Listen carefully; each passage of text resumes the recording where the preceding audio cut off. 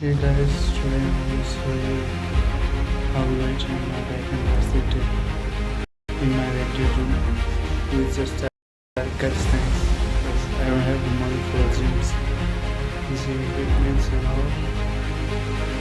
I'll show you will see.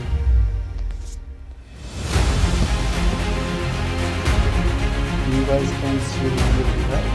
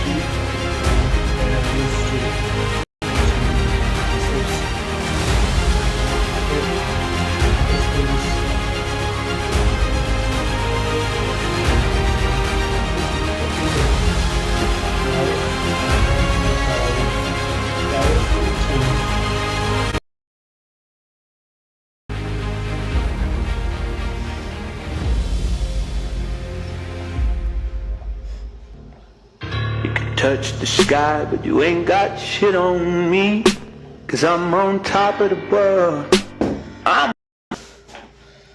This is what I do. I do at least 5 or 6 rounds of it, and after that, crazy pump. Okay, see you next time.